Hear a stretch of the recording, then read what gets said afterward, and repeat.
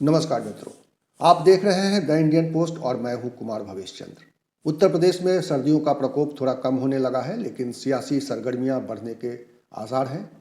Bharatiya Janata party अपना राष्ट्रीय कार्यकारिणी की बैठक समाप्त करते ही उत्तर प्रदेश पर फोकस करने वाली है। 2023 में 9 राज्यों में चुनाव होने हैं, लेकिन भारतीय जनता पार्टी का जोर अभी से 2024 को लेकर उत्तर प्रदेश पर होगा। आने वाले समय में उत्तर प्रदेश में जनवरी और फरवरी महीने में भारतीय जनता पार्टी के दो बड़े नेताओं का आने का कार्यक्रम बन चुका है। जेपी नड्डा और गृह मंत्री अमित शाह के दौरे तय हो चुके हैं।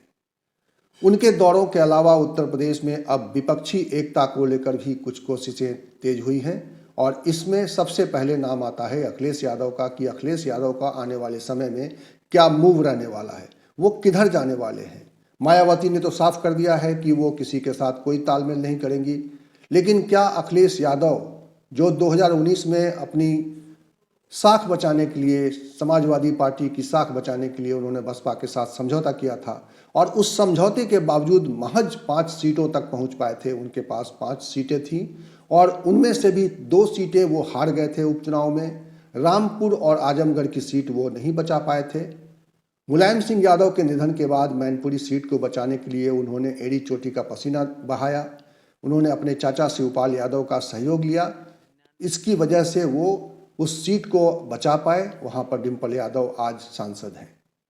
लेकिन 2022 के चुनाव में अखिलेश यादव को जो इतनी बड़ी बढ़त मिली थी, उन्हें 32% वोट मिला था और उस लिहाज से क्या 2024 के चुनाव में अखिलेश यादव की रणनीति ऐसी रहेगी कि वो इस वोट प्रतिशत के हिसाब से अपनी संसद में अपनी सीटें सुनिश्चित कर पाएंगे। उत्तर प्रदेश की राजनीति पर नज़र रखने वाले पत्रकारों और राजनीतिक विश्लेषकों के लिए ये एक बड़ा सवाल है कि अखिलेश यादव 2022 में जिस तरह का एक प्रदर्शन कर चुके हैं, उन्हें 32% वोटरों ने उनके साथ समर्थन दिखाया था, क्या वो 2024 के चुनाव में उसी हिसाब से, उसी अनुपात में जीत हासिल कर पाएंगे। सवाल ये पूछा जा रहा है कि क्या अखिलेश यादव 2022 के करिश्मे को 2024 में दोहरा पाएंगे। क्या उत्तर प्रदेश की 32% जनता जो 2022 में उनके साथ खड़ी थी, 2024 में भी उसी तरह से खड़ी रहेगी। और क्या अखिलेश यादव इसके लिए कोई रणनीति बना रहे हैं और क्या इस लड़ाई में अखिलेश यादव के साथ कौन कौन से दल होंगे, कौन कौन से नेता होंगे, इसको लेकर कई सवाल हैं। और आपको इस वीडियो में इन्हीं सवालों का जवाब मिलने जा रहा है कि अखिलेश यादव करने क्या जा रहे हैं। 2022 के चुनाव में जिस तरह से अखिलेश यादव को अपने समाजवादी पार्टी क्रांति रथ यात्रा की वजह से एक बड़ा लाभ मिला था और अब अखिलेश यादव को शायद समझ में आने लगा है कि उनके पास, जनता के पास सीधे सीधे जाने के अलावा और कोई विकल्प नहीं है।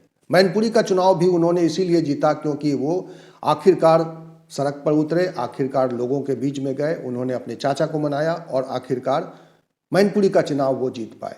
तो ये एक मंत्र जो मैनपुरी के चुनाव से उनको मिला है, इसी मंत्र का इस्तेमाल करते हुए कहा जा रहा है कि वो पूरे प्रदेश की यात्रा और पूरे सभी संसदीय सीटों को टच करने का एक कार्यक्रम बनाने वाले हैं और मुमकिन है जनवरी के आखिरी दिनों में या फिर फरवरी में वो इस यात्रा की शुरुआत करेंगे। और जनता के साथ कनेक्ट बनाने के अलावा वो उत्तर प्रदेश में एक जातीय आधार को भी तलाशने की कोशिश कर रहे हैं। कहा यह जा रहा है कि शिवपाल यादव के अखिलेश यादव के साथ आ जाने की वजह से यादव वोटों का बंटवारा रुक सकता है, मुस्लिम वोटों में भी एकता कायम रह सकती है। लेकिन सवाल ओबीसी वोटर्स का है जो गैर यादव हैं। उन वोटों को कैसे अखिलेश यादव अपने पाले में कर पाएंगे, ये एक बड़ा सवाल है। और अभी तो शिवपाल यादव को मनाने का भी एक बड़ा सवाल है क्योंकि जिस तरह से मैनपुरी चुनावों से पहले शिवपाल यादव ने अपने परिवार के साथ रहने का फैसला किया, समाजवादी पार्टी के साथ रहने का फैसला किया, अपनी पार्टी का विलय कर दिया और अभी तक उनके लिए कोई ऐसी संगठन में कोई ऐसी व्यवस्था नहीं की गई है। तो सवाल ये भी उठ रहे हैं कि उनको किस तरह की भूमिका मिलती है और क्या जो उनको भूमिका मिलने जा रही है, जिसका अनाउंसमेंट अभी कुछ समय में ही हो जाएगा, 1-2 दिनों के अंदर मुमकिन है कि उनके बारे में कोई फैसला समाजवादी पार्टी ले। लेकिन साथ में ये सवाल भी एक बड़ा सवाल है कि क्या उस अखिलेश यादव के उस फैसले से शिवपाल यादव पूरी तरह से संतुष्ट होंगे और क्या उनके संतुष्ट रहने के बाद वो उनकी सक्रियता पर भी बहुत कुछ निर्भर करेगा। लेकिन इसके अलावा भी एक बड़ा सवाल ये है कि अखिलेश यादव के साथ बाकी और कौन से दल कंधे से कंधा मिलाकर इस लड़ाई में भारतीय जनता पार्टी के खिलाफ उनका साथ देंगे। आरएलडी उनके साथ ऑलरेडी है। इसके अलावा जो अखिलेश यादव की कोशिश ये है कि कुछ और छोटे दलों की ओर कदम बढ़ाया जाए और इसी दिशा में कदम बढ़ाते हुए उन्होंने आज़ाद समाज पार्टी चंद्रशेखर आज़ाद के साथ एक कदम और आगे बढ़ने का फैसला किया है। उनकी एक मुलाकात ऑलरेडी हो चुकी है। इस बारे में मैंने वीडियो बनाया था, आपने देखा भी होगा। तो उनकी कोशिश है कि उत्तर प्रदेश में छोटे दल जिनका कुछ ज़मीन पर आधार है उनका साथ लिया जाए और इसके साथ ही वो भारतीय जनता पार्टी के खिलाफ में एक मोर्चेबंदी की जाए। लेकिन इन सब के अलावा एक सवाल और भी है कि चूंकि 2024 का चुनाव एक राष्ट्रीय चुनाव होगा और इस लिहाज से अखिलेश यादव किन राष्ट्रीय नेताओं के साथ खड़े दिखाई देंगे, ये भी एक सवाल होगा। तो ताज़ा जानकारी ये आ रही है कि अखिलेश यादव केसीआर के साथ एक कदम बढ़ाते हुए दिखाई दे रहे हैं। अगले 1-2 दिनों के अंदर वो केसीआर के एक बड़े कार्यक्रम का हिस्सा बनेंगे, उनके साथ खड़े होंगे। अब ये सवाल उठ रहा है कि अखिलेश यादव अगर केसीआर की तरफ बढ़ते हैं तो जाहिर है कि वो नन कांग्रेस नन बीजेपी मोर्चा है और इस मोर्चे के साथ रहते हुए अखिलेश यादव उत्तर प्रदेश में कांग्रेस का साथ उनको नहीं मिल पाएगा। लेकिन नीतीश कुमार उनके साथ खड़े होंगे, ममता बनर्जी का भी साथ मिल सकता है। 2022 के चुनाव में ममता बनर्जी ने भी अखिलेश यादव को सहयोग किया था। एक मोरल सपोर्ट की वजह से जो उत्तर प्रदेश के ममता बनर्जी के समर्थक वोटर्स हैं उनका वोट निश्चित रूप से अखिलेश यादव की झोली में आया है। तो अब देखा ये जा रहा है कि उत्तर प्रदेश में एक ऐसा मोर्चा खुल रहा है जिसमें कांग्रेस के लिए कोई जगह नहीं बन रही है।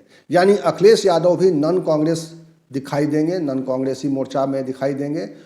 इसके अलावा मायावती भी एक अलग रास्ते पर दिखाई देंगी। तो उत्तर प्रदेश में जो समीकरण बनता हुआ दिखाई दे रहा है कि उत्तर प्रदेश में 4 ध्रुवीय चुनाव हो जाएंगे। अगर अखिलेश यादव केसीआर की तरफ बढ़ते हैं, केसीआर के साथ हाथ मिलाते हैं और अगर विपक्षी दलों का कोई बड़ा मोर्चा नहीं बन पाता है तो उत्तर प्रदेश में 4 ध्रुवीय चुनाव की परिस्थिति बनेगी। और ऐसी परिस्थिति में अखिलेश यादव कैसे इन भारतीय जनता पार्टी का मुकाबला करते हुए 2022 का प्रदर्शन दोहरा पाएंगे, ये एक बड़ा सवाल है। 2024 के चुनाव से पहले उत्तर प्रदेश में कई समीकरण बनेंगे, बिगड़ेंगे और उन पर हमारी नज़र रहेगी। किसी तरह का अपडेट होने पर मैं आपके सामने आऊँगा, आपसे संवाद करूँगा। अगर आपको इस वीडियो के बारे में कुछ कहना है, आपको अगर उत्तर प्रदेश की सियासत के बारे में कहना है, आपको लगता है कि उत्तर प्रदेश की ज़मीन पर कुछ और चल रहा है, तो आप ज़रूर आकर अपने कमेंट बॉक्स में अपनी राय रख सकते हैं, अपनी प्रतिक्रिया रख सकते हैं। आपकी प्रतिक्रियाओं का हमें इंतज़ार रहता है। इस तरह की चर्चा के साथ, इसी तरह के विमर्श के साथ मैं आगे आपको मिलूंगा अगले वीडियो में। तब तक के लिए नमस्कार।